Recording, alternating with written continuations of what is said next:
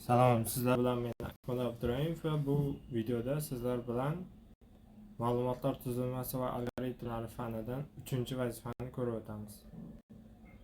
Men 5-raqamdagi talabaman va birinchi o'rinda masala shartini ko'ramiz.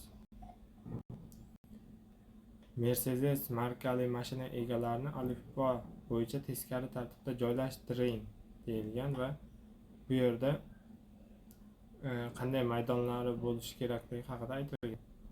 Raqam, markasi, egasining ismi, oxirgi marta ta'mirlangan kuni, yili va hokazolar. Menda kod tayyor bor, uni boshidan nima qilganlarini ko'rib o'tamiz. O'zi nima qilingan bu yerda? Struct yaratilgan.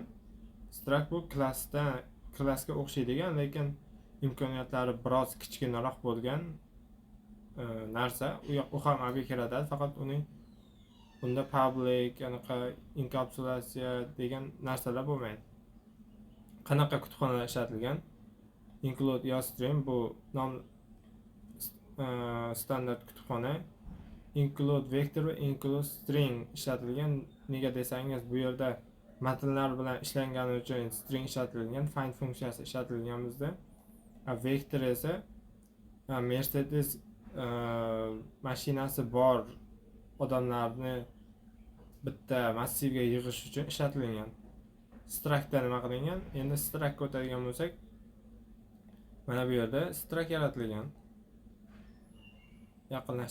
Kattalashtiramiz. Structning qanaqa qiymatlari bor? Raqami, markasi, egasi, ta'mir kuni, ta'mir oyi, ta'mir yili degan qiymatlari mavjud. Va structga bittalab kiritib o'tirmasligi uchun, ya'ni mashina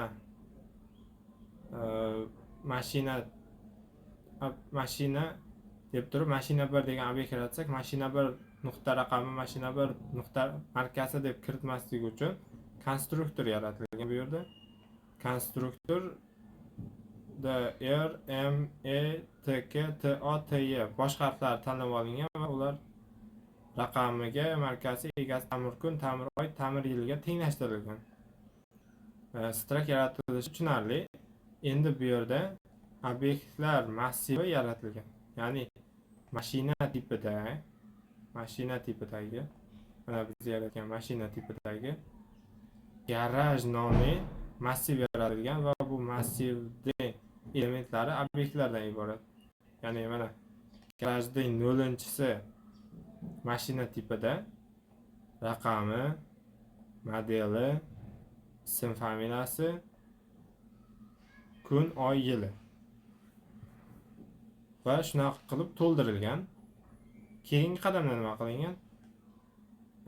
String tipida vektor ochilgan, Mercedes degan.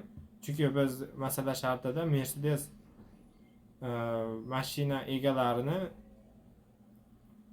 yig'ish kerak edi. Bitta anaqaga massivga yig'ish kerak edi. Va bu yerda Mercedes ramkali mashinalarning egalari deb ekranga chiqarilyapti va bu yerda oddiy funksiya ishlatilyapti, chunki topish uchun oddiy find ishlatilyapti. Sikl bajarilyapti, chunki bu yerda tartiblamaga ro'yxat va bir boshidan ko'rib chiqishimiz kerak. Bu yerda nima qilamiz? Garajni 0 dan 10 gacha aylantiramiz. Ya'ni 9 ta elementi bor bizning massivimizning va sikl aylanaveradi. Garajning ikkinchisining markasidan Mercedes topilsa, ya'ni masalan garajning birinchisi deb oladigan bo'lsak, garajning birinchisi mana. Bunda Mercedes yo'q modelida. Mercedes yo'q, keyingisi o'tadi, demak, ikkinchi elementidan topadi. Va nima qiladi? Mercedes pushback garajning ikkinchisining egasini qo'shadi.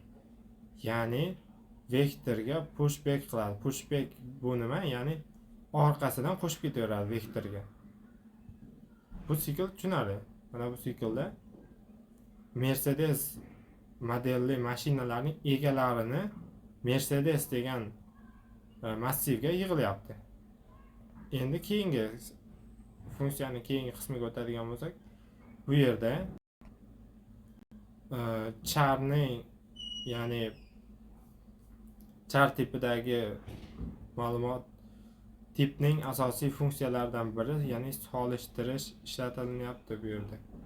Ya'ni ikkita for ochilgan. Bu yerda bubble sort ishlatilyapti va bu yerda Mercedesning i'inchisining 0-chisi.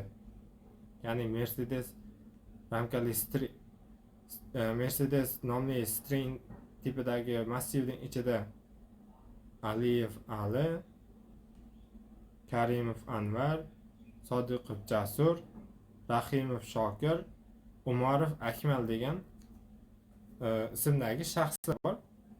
Endi ularni qanday solishtirib chiqamiz? Mercedesning i'inchisi degani nima degani? Masalan, oddiy bubble sortni ko'radigan bo'lsak, ikkita solishtirib ketaveradi. Ikkita solishtiradi, keyingisiga o'tadi, solishtiradi, keyingisiga o'tadi. Bu yerda teskari tartibda chiqarish kerak. Nega 0-chisini ishlatyapman? Ya'ni ism, familiya bo'yicha saralashimiz kerak. Biz faqat bosh harflarnigina solishtirib ketamiz. Masalan, A, bu yerda K. Bu qanday ishlaydi desangiz, internetga yozadigan bo'lsak, asciicode.com. Mana bu yerda harflarning o'zining ASCII kodi bor.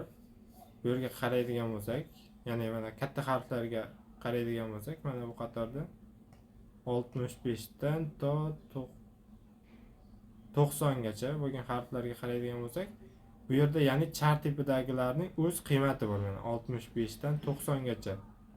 65 dan 90 gacha. Demak, bular solishtirsak bo'ladi. Shunaqa qilib solishtiryapmiz. Agar katta bo'ladigan bo'lsa, almashtiryapmiz o'rnini va oxirida alifbo tartibida kamayuvchi deb ekranga chiqaryapmiz va int i dan 0 gacha Mercedesning size. Nega size funksiyasini ishlatyapmiz? Chunki vektor uchun. Ya'ni vektorda nechta element borligini bilmaymiz biz. Chunki bu yerda to'ldirganimizda yana qo'shib ketaverishimiz mumkin va Mercedesni chiqaryapti. Dasturda ishlatib ko'ramiz. Mana Mercedes ramkali mashinalarning egalari Toshev Dilshod, Nazarov Elbek, Ismoilov Rustam, Abduvohidov Azir, Hasanov Sardor va alifbo bu tartibida kamayuvchi bo'lib chiqaryapti ekranga. Toshev Dilshod, Nazarov Elbek, Ismoilov Rustam, Hasanov Sardor, Abduvohidov Aziz bo'lib chiqyapti ekranga. Shu bilan video o'z nihoyasiga yetdi. Hammaga rahmat.